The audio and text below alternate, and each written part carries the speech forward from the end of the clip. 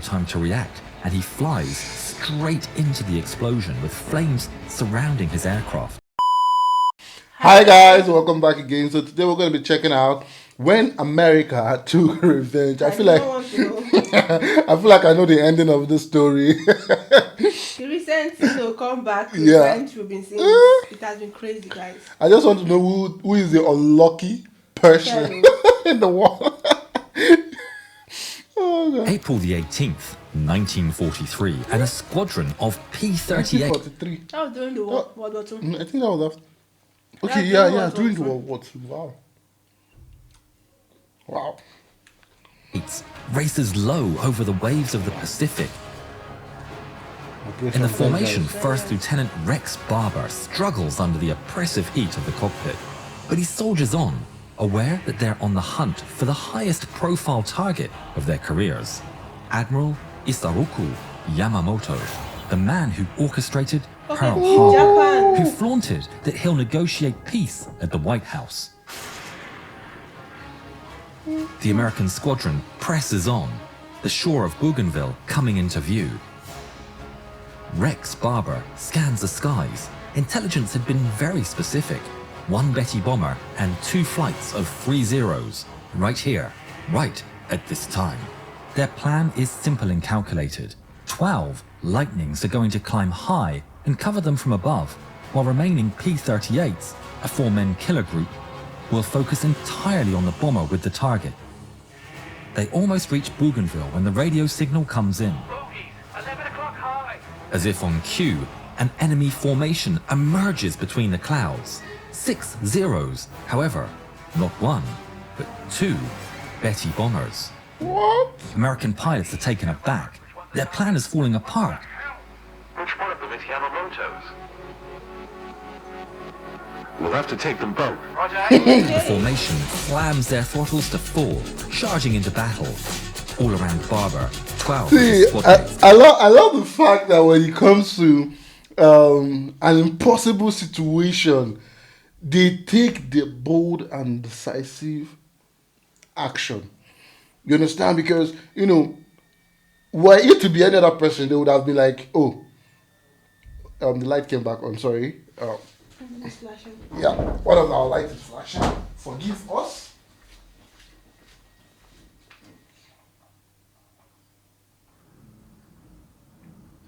It's fine. Alright. So sorry, guys.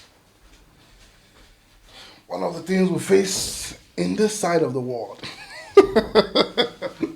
Like I was saying, it is very decisive of them when it comes to mission critical. Like every individual or every captain, has been created to be, trained to be a critical thinker. It's so amazing. Climb rapidly into the sky, taking position as top cover and leaving the 4 chosen to perform the daring charge. But there's more problems. First Lieutenant Besby Holmes' drop tanks aren't coming off. Barber is nervous to see Holmes dive out of formation, picking up speed to shake off the tanks. Wingman Raymond Hine quickly follows to protect him, cutting the killer's flight numbers in half. Their chances are worse than ever. They have double the targets and half the fighters. Yamamoto is right in front of them. Hell would freeze over before the American pilots let him go. Yamamoto is on his way to visit one of their forward operating airfields around Bougainville with 8 of his officers, and among them is his second-in-command, Loyal Chief of Staff Matomi Ugaki. Ugaki is dozing off in his seat when unexpectedly, one of their Zero escorts races past and slows right in front of his Betty's nose, shaking his wings. Confused, Ugaki takes a closer look and realizes I'm so sorry, but how did they know Ugaki was dozing off? Well, maybe they compared, historical books. You understand? They went through their own accounts and their own, like the two accounts. Yeah, it just came to my life. Okay, how did you know he was dozing off? I'm so sorry for that. Pilot is waving his hand, frenetically pointing at something. Then suddenly, the radio operator shouts for the pilot to dive, and the Betty breaks into an abrupt, evasive maneuver.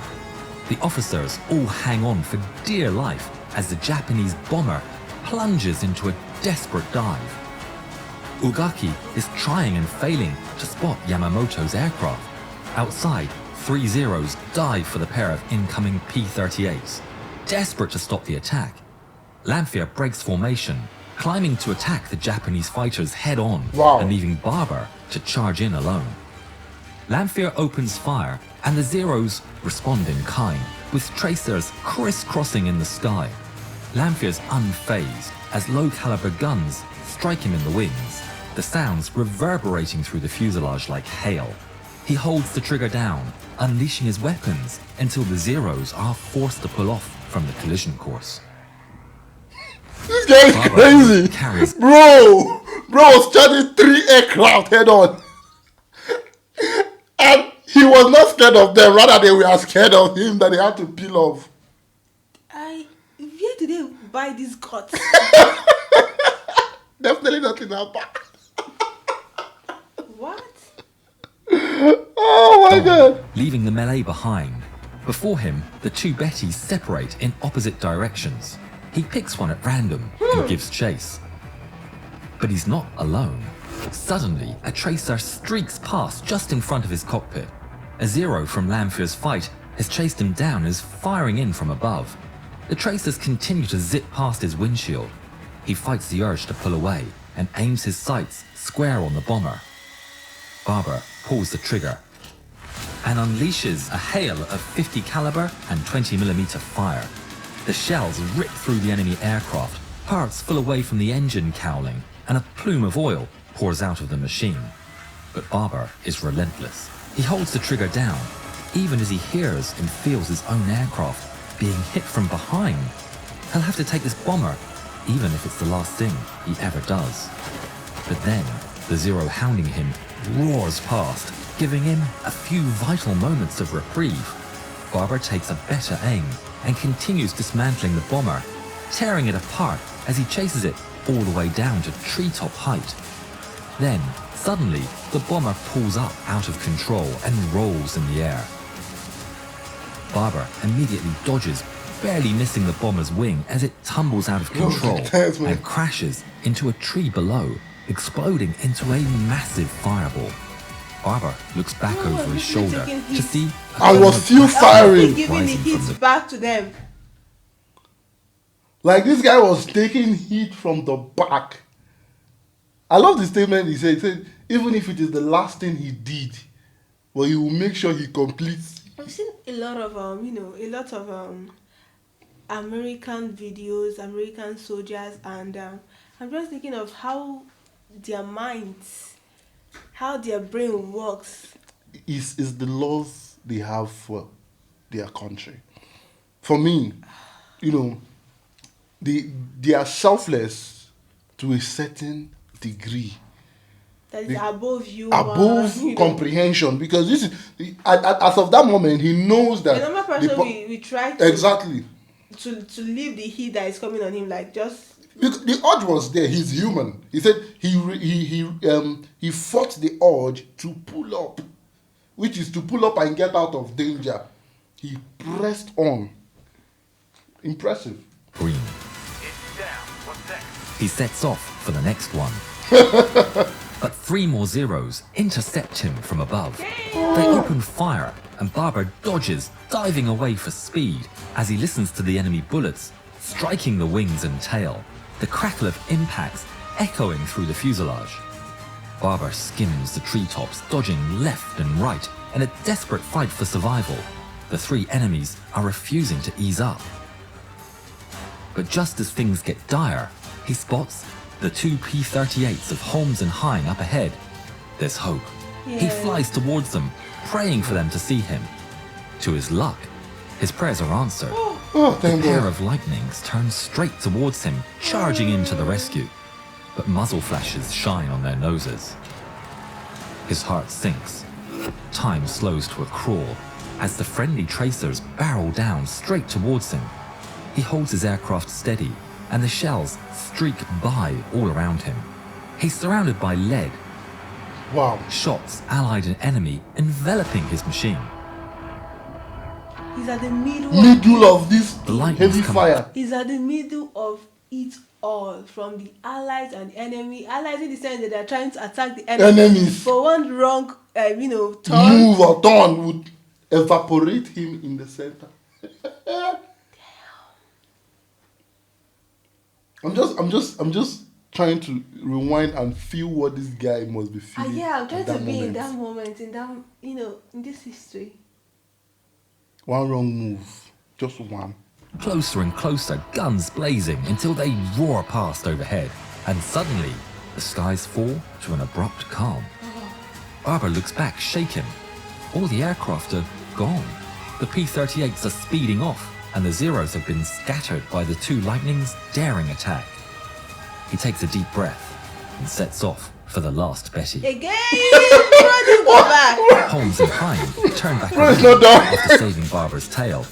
The shot had been risky, but it had worked, and now they chase after the last remaining bomber. Holmes hunts it down as it tries to escape, skimming the waves out to sea.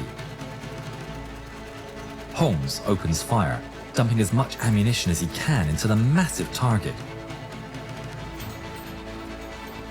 But the aircraft stubbornly remains aloft as it fills more and more of his windshield. Go down or blow up. Damn it. He keeps up the attack for as long as he dare,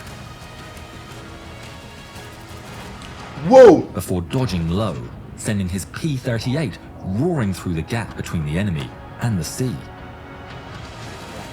Rex Barber watches his squadmate narrowly avoid collision with a severely wounded Betty, but then he quickly realizes that the target is still flying.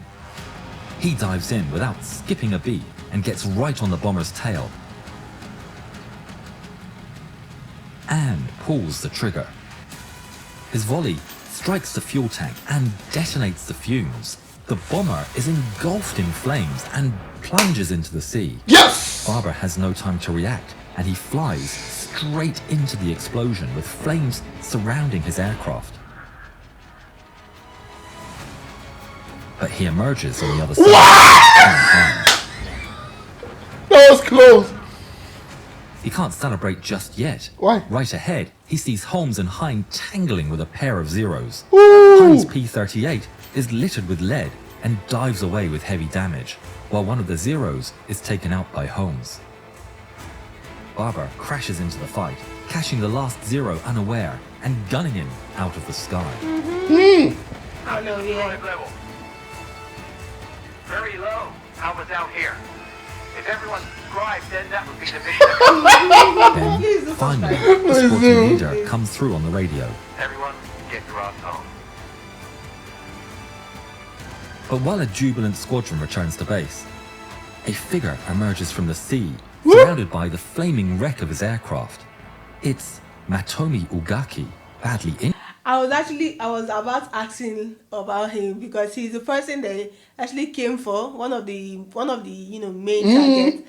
So I was actually about to ask, okay, what happened to him? Did he die and everything? But seeing that he was badly injured, But still alive. that guy is something else too. Are you sure that guy is... That guy is something else too. What? Injured, but alive. The pilot also miraculously survived, Oh, wow. and together the two men both swam back to shore, clinging on to a piece of debris. A third survivor would also be picked up by flying boat after the accident, becoming the only 3 crew from the bombers to return home. Wow. Yamamoto had been in the first bomber. He was killed by Barber's gunfire before the aircraft even crashed. His body was found, Yes. and he was buried. His loss inflicted a heavy emotional wound for the Japanese. He's the, widely head. respected Yes. admiral was Yeah. mourned across the nation. He was given a full state funeral with the highest of honors, which crowds gathered to attend. Very few were affected harder than Ugaki, who never forgave himself for surviving the attack. He would write about the events in his diary, recalling, "Tracers flashed by our wings and the pilot frantically maneuvered to evade. I waited impatiently for the airplane to return to horizontal position so that I could observe the Admiral's bomber. Although I hoped for the best, I knew only too well what the fate of the airplane would be." The P-38's nose seemed to burst into twinkling flame, and suddenly the bomber shook from the impact of the enemy's machine gun bullets and cannon shells. Everything turned black. I felt the crushing force of salt water pouring into the fuselage, and almost immediately we were below the surface. Ugaki continued to serve in the Navy for the rest of the war until the Emperor declared the end of hostilities on the 15th of August 1945. Indignant, that same day he dressed in his officer's clothes, took a ceremonial sword gifted to him by Yamamoto, and set off in the last kamikaze attack of the war.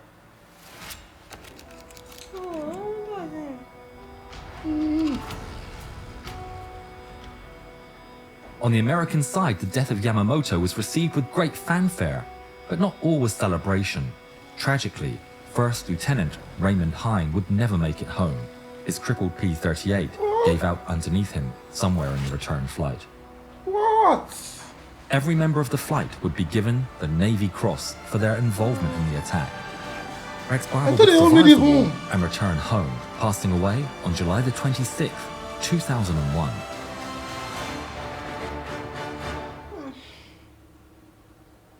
I actually thought they all made it home.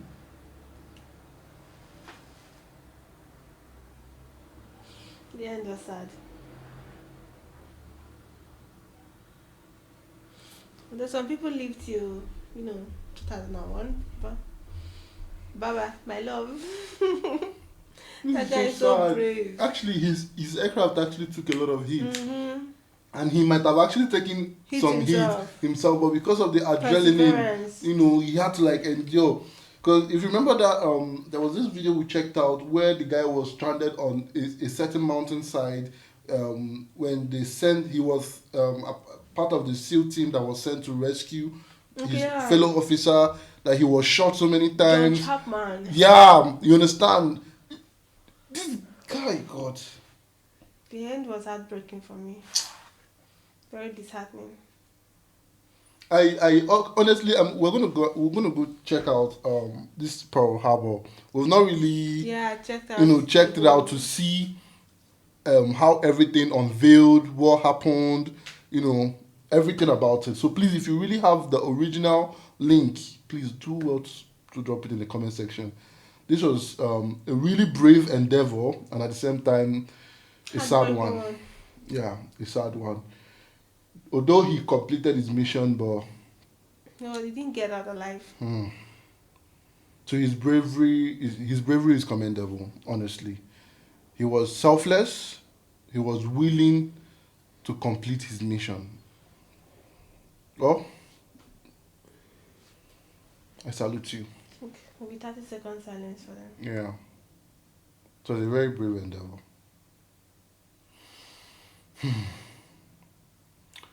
Alright guys, thank you guys for sticking around to this part. Don't forget to like, subscribe and comment on this video. And do not, I repeat, do not poke The bear. the bear. It never ends well. It's a friendly advice. Most of you are going to come after me in the comment section, but it's fine. It is my duty to let you know. Do not. Because if you do, I'll be at this side to smile and laugh about it. Because I know the end result of how it ends. Well, regardless, you can always poke the bear. See you guys on the next one.